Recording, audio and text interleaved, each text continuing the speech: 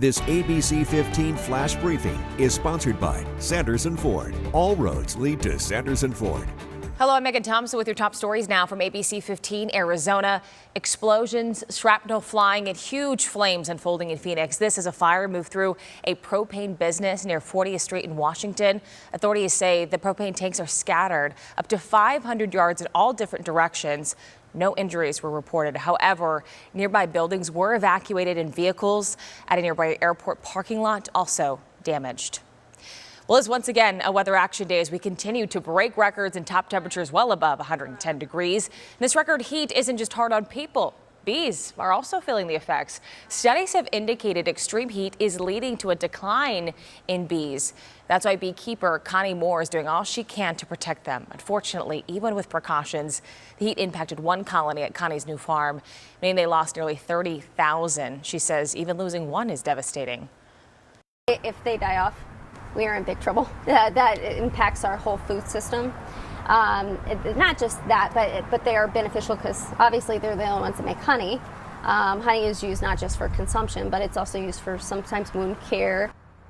Connie says there are things you can do to help keep bees cool. Leave a bucket of water out in the same location so they know where to go, and put a floating device in the water just in case they fall in, they can climb out.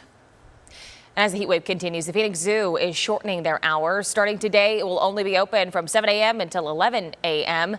This will be in place through August. Members will still be allowed early access that begins at 6 a.m. Help may be on the way when it comes to increased demand for electricity across the state. SRP passing its first congressional test to build a new reservoir near Apache Lake. Excess solar power during the day would be used to pump water through turbines from the lake up to 1,000 feet to the reservoir. As the sun sets, the water is released back down through the turbines. A House committee passed that bill on Wednesday. It now moves on to a full House. There is a companion bill in the Senate. Transgender high school athletes in Arizona will be allowed for now to play on girls' high school sports teams. A federal judge blocking our state's ban Thursday. State Superintendent of Public Instruction Tom Horn is the defendant in the lawsuit. He plans to appeal the ruling, saying he believes the U.S. Supreme Court will eventually step in and overrule this. Time for your most accurate forecast. I'm meteorologist Iris Hermosillo. Heat alerts have been extended through the weekend for Phoenix, at least through Sunday now, as we remain under an excessive heat warning. Those heat alerts are also in place across much of northern Arizona through at least today, as we get another really hot day in many spots across our state. Kingman could hit 110 today.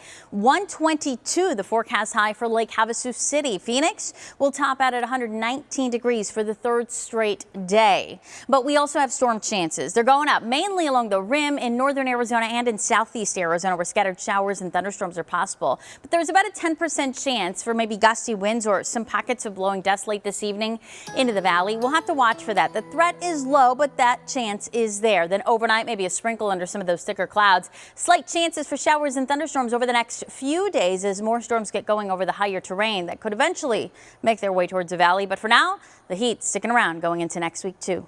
For the latest headlines, weather, and traffic, just head to abc15.com or download the free ABC15 mobile app.